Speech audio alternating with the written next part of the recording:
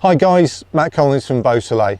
In this video I'm going to show you how to create a really safe and simple setup for fishing over silt.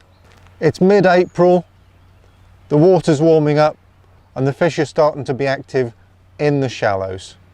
Now if you watched our video about the lake bed here, you'll see that the shallow end of the lake is quite silty and we need to adapt our presentation to suit that. The other thing I'm going to be trying to do is catch them at very close range. Not quite under the rod tip, but hopefully it's just going to be a little underarm or maybe an overcast, wind them back and float it down on the spot. So the lead system I'm going to create for this setup is called a helicopter rig. Now I know roughly what the depth of silt is in this area. It's between 8 and 10 centimeters deep. So I want the leader to position the swivel 8 to 10 centimeters above the bottom of the lead. If you don't have access to a boat, it's not always easy to know just how deep the silt is on an area that you're fishing over. My rule of thumb is if I cast a lead and feel the drop, if I can feel the lead touch the bottom, then I'm pretty confident that the silt is no more than 10 centimeters deep. If I'm fishing a water and I'm struggling to feel a donk, I'd be suspicious that the silt is deeper, possibly much deeper than 10 centimeters. In that case, we need to position the swivel further up the leader. If this is the case, all you need to do is add a little bit of shrink tube, and I'll show you that trick as well. To make this simple helicopter rig with an off-the-shelf leader, here's what we need to do. We take our leader, then we take our 2-ounce pear lead, thread the leader through, and we loop to loop the lead onto one of the loops of the leader. Then we take a heli buffer sleeve and using a standard size gated latch needle, thread that on there and just hook the leader on there. It's important that we use a needle that's big enough so that it doesn't damage the size of the leader that we've got there. Close the latch and then thread the heli buffer sleeve onto the leader. Pull the leader through and gently push the sleeve all the way over the lead so that it completely conceals the swivel. Then we take a 6mm bead, that's the big end, that's the little end. I'm going to put the needle through the small end for this first bead, loop it on the leader and thread that all the way down. When we get to the splice, just pull it down to about halfway up the splice. Take a size 8 ring swivel and thread the leader through the largest ring. Slide that down until it touches the first bead. The orientation of the top bead is very important. You've got a big hole and a little hole, and we want the big hole to be able to easily slide over the knot in the leader. So I'm going to take the needle and go through the big hole first. Then I'll hook on the leader, close the latch, slide the bead on. Continue to pull the leader through the bead. The first thing I need to know is exactly where the top splice ends, and I can just feel it with my finger and it ends there. I then want to leave a 5mm gap to the top bead and then a 10mm gap between those two beads. This allows a nice amount of movement for the ring swivel. If I offer this rig up to the scale on top of my box here, I can see that the swivel can ride up about 8.5 centimeters from the bottom of the lead. So as long as the silt isn't more than 8.5 centimeters deep, then this is going to fish fine. If the silt's deeper, you want the swivel to be able to sit higher up. In order to do that, I'm going to add some shrink tube. For this next trick, I've just selected a piece of shrink tube that will easily slide over the leader, and I've cut it just over 2 centimeters long. Now all I have to do is thread that onto my gated latch needle, loop on the leader, and thread that on. Now we need to choose where to set the shrink tube. I'm going to set this one at 14 centimetres to the top. Right, we're nearly up to the boil here. You have to be very careful with your fingers. Don't get your fingers or the material anywhere near the steam or the kettle. And all we do is just run the material back and forth over the steam. And that's it, fully steamed. For the next bit, all we have to do is slide the beads onto the shrink tube. Make sure the shrink tube is nice and cool first, that's fine. Really important, hold the shrink tube in position. The last thing you want to do is move the shrink tube when you put the beads over. So that one goes nice. Slide it up to the other end, like that. Swivel goes on, and then you can bring the bottom bead up. Just gently push that on, again holding that shrink tube in place. There we go. Leaves us a nice little gap so we don't interfere with the rotation of the swivel, and the whole thing sits higher up. So earlier on today I went down to the shallows. I've got some bottom baits that match this little pink pop-up just nice, and I just dotted them around with a stick. Wherever I saw a shadow or a fish move or a bit of silt disturbance, I just pinged a little 15mm at it with a stick, very stealthy. They've had a couple of hours now to be moving around the area. We're going to see if we can slide a rig in place. I'm probably going to overcast it, draw it back, let it settle down onto a spot. Should get a little soft thub, which is what I'm expecting, and then we'll see how long we have to wait.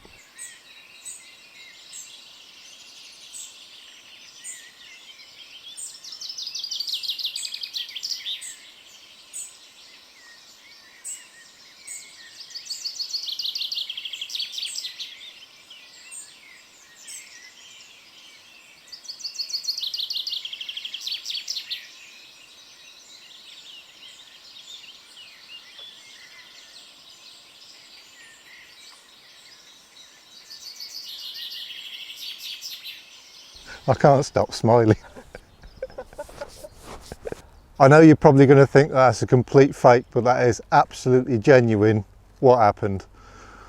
Woke up this morning and decided, right, I'm going to make this rig video and then I'm going to try and catch one. And that was Hyphen, one of our oldest originals, absolute battler of a carp.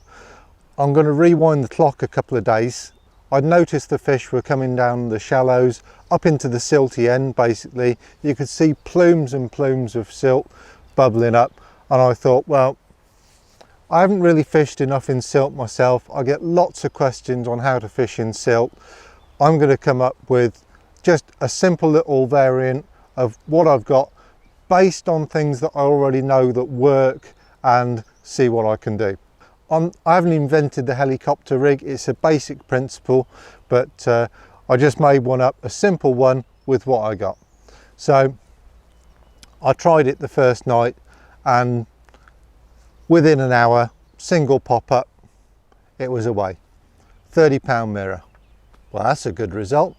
I tried it the next afternoon, except I came down to a home swim, saw some clouding up at close range, couple of rod lengths out, overcast it, wound back, floated into the silt, and it was away basically when I was clipping the bobbin on.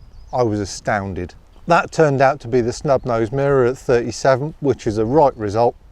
I think if you fish that over silt where you can feel the lead touch the bottom, then you're not going to have an issue. If you think it's really deep, then fish a really small lead like this. I haven't tried this at range, but you could probably scale this up with a bigger lead and it would fish very well. So this little setup is perfect for fishing over areas of soft aerobic silt. If you're faced with worse silt than that, you might have to use a fully kind of running setup. You could either just lose that bead entirely or just pop it at the top of the splice there, and then that would leave the swivel to run freely up and down like that. Personally, most of the time I'm happy to target areas of silt that works in. So the running setup is not something that I use. At the business end, I'm going to show you how to do a really simple mono pop-up rig. I'm going to use some 0.40 20-pound mono. This is good, solid, robust stuff, and it's just got a nice bit of semi-stiffness to it. I'm going to take the material, I'm going to work it through my fingers like that. Just helps to straighten it out. You can check for any damage as well. Obviously you just cut the damaged bit out. Then put it on our 0 here, and we're going to measure off 40 centimeters. Snip that at that point there. Then we want to make a small loop. Fold that back. That's about 4 centimeters long a loop. I'm just going to do a very simple overhand knot, and we want this loop to be tiny, and the way we do that is if you hold the knot, just balance up the tag in there, you want the 2 strands parallel. If I want to make that knot smaller, if I pinch the actual knot and close up a bit, then release, we can see that the knot is quite small. If I just poke that back through there, make it even tighter, again hold the knot, goes down nice and small like that. Have another go. There we go, nice neat small loop. Pop in a rig puller, just wet that down a bit and tie that nice and tight. It's not going to come under any load, that, but I don't want the knot to be large because that's what's going to go inside the pop-up. Trim the tag end off really neat, only about 1 mil. There we go. I'm going to grab one of these pink pop-ups, very carefully pierce with the needle. I'm just going to put my finger over the end there because I don't want the needle exploding the pop-up. Take our loop, carefully bob that on, then just pop our hair stop in like that, pull that in. I'm quite fussy nowadays. You can see that that hair stop is going to protrude in there. If I pull that in nice and tight, just see it's kind of disappearing into the pop-up there. Makes it flush, makes it tight. Carp have a very sensitive organ, the palatal organ, and I'd like him to sense the top of that pop-up to be pop-up and not a bit of plastic. Then I'm going to grab an out-turned eye hook. Let's make sure that this point is razor sharp to start with. Next we need to thread on a little hook bead. Now this is really important to the way that this rig works. So we take our hook bead, and there's a tiny hole on the blunt end of this. Very carefully thread that on. The point of the hook there has emerged from the end of the hook bead, and you very carefully hold the bead and slide that round the shank like that.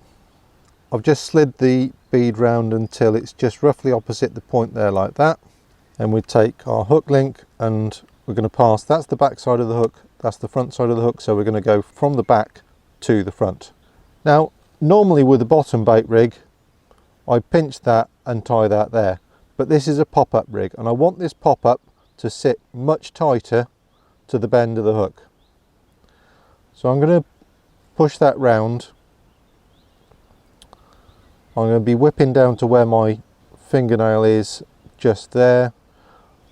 So if I hold that there, just position the pop-up like that. So that's the joint in the eye, from where the eye is formed. You always want the first turn of the knotless knot to be opposite that. So that's the joint, that's opposite. So I'm going to go that way round, and then I'm going to keep whipping. 1, 2, 3, 4, 5, 6, 7. 7 turns is plenty enough. Stop there. Just pinch that off like that. And then really important, you must go from the back of the eye out of the front of the eye. If you get this wrong, the rig will be useless. So now I'm going to maintain some tension on the line. I'm just going to wrap it around my fingers there, but I'm going to leave my index finger and thumb free so I'm pulling on that line, I'm then holding the knot, I'm taking the hook bead and I'm just sliding that up like that. And you can see what that does. The hook bead stops the mono relaxing and the knotless knot going all kind of soft, and the spacing getting between the coils and stuff. We don't want that. So it's stopping that relaxing of the knot, plus it's creating a nice kick angle from the hair up to the pop-up. If I slide that bead out the way a second and just hold the pop-up like that, the hook would sit more at that angle, and that's not the angle I want. If I slide that back there like that, that's how it's going to sit. A shallower angle, just ready, presented to nick the carp's mouth like that. So to balance this pop-up, we need a weight, and I'm not going to use anything more technical or complicated than a AAA shot.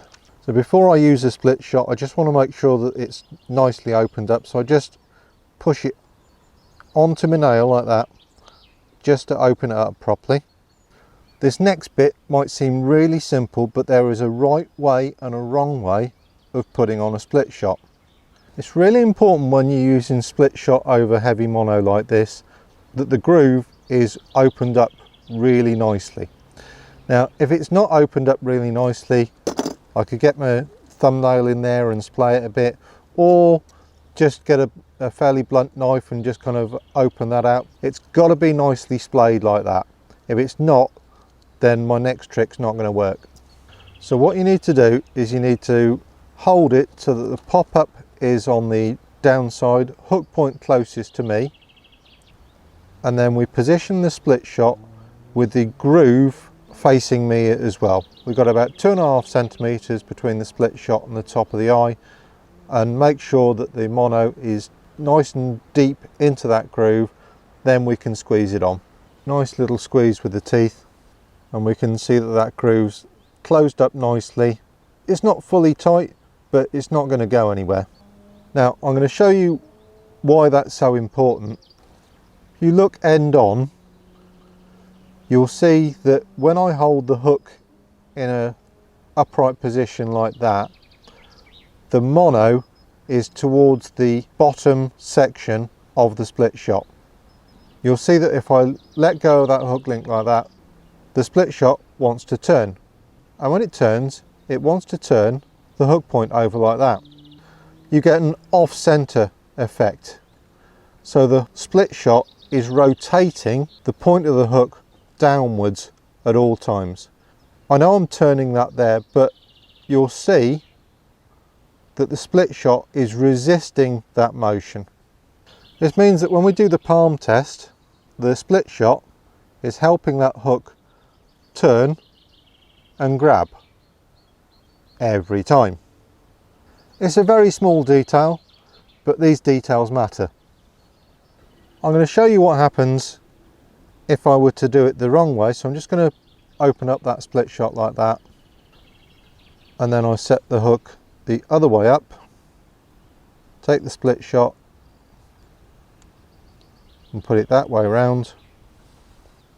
So that split shot is fighting. It turned over then, but if it's just kind of betwixt and between,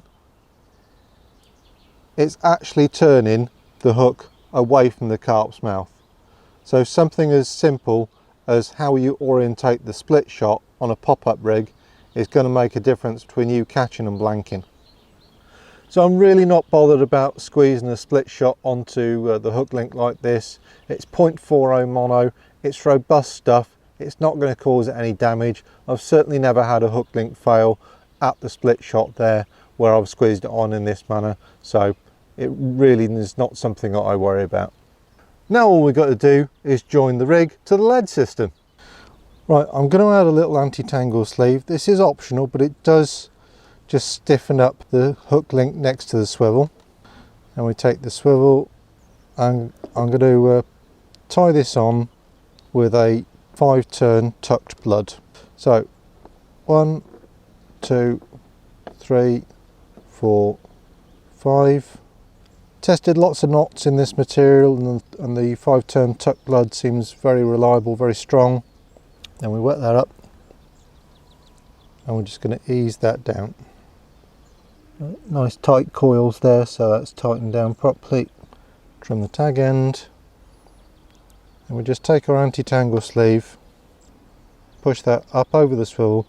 Don't let it touch the body there, just leave a little gap. That's perfect like that, just so it's free to spin like that. And we're going to reset the beads to that 1 centimetre gap there, and that's the rig all finished. So now all we've got to do is join the main line to the leader, and again I'm going to use that tucked blood knot. 3, 4, 5, up through the hole, back down through the loop, and then draw that down smoothly. There we go. Give it a proper pull, and that's cinched up nice. Trim the tag end. Right, little optional extra here, you can take some putty and just mould it